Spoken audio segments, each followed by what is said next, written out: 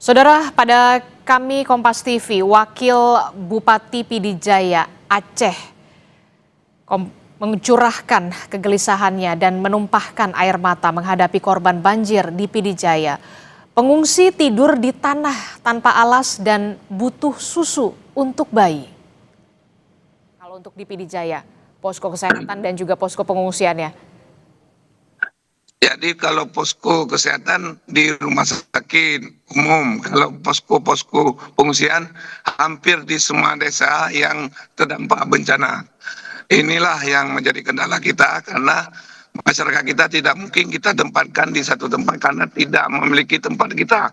Dan kita sangat membutuhkan tenda darurat untuk pengungsian maupun rumah hunian sementara yang akan kita ini. Untuk sementara banyak pengungsi kita di pinggir jalan yang daerah daratan yang tinggi kan, yang kira-kira kalau bencana banjir tidak bisa kena banjir lagi. Mereka ada di emperan-emperan toko, ada di pinggir-pinggir jalan, ada di menasa, di masjid, ada di gedung serbaguna.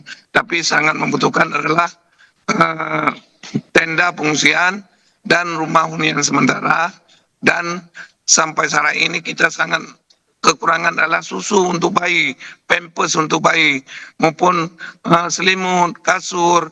Kalau mereka terus-menerus tidur di tanah, nggak ada alas ini. Ya, baik. Baik, Bapak. Pak Wakil Bupati, pengungsi di sana masih kekurangan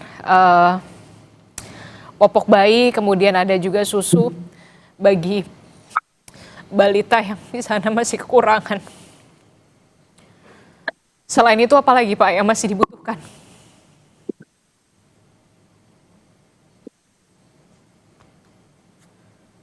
Ini tentu saja jadi kerja keras dan PR tersendiri Pak ya, sampai saat ini upaya yang dilakukan oleh pemerintah Kabupaten Pidijaya Pak.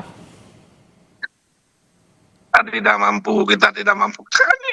Kita tidak mampu, daerah tidak punya fasilitas, tidak punya semua, kita tidak mampu semua. Kita mengharapkan ada penanganan dari pusat, dari Bapak Presiden, dari PBB pusat, dari kementerian untuk membantu kita semua kekurangan di bidang kesehatan, tidak mampu di bidang infrastruktur, tidak mampu, kita masih banyak yang terisolasi, masih banyak jalan yang tidak bisa tembus kita untuk ke desa-desa yang akan kita lakukan.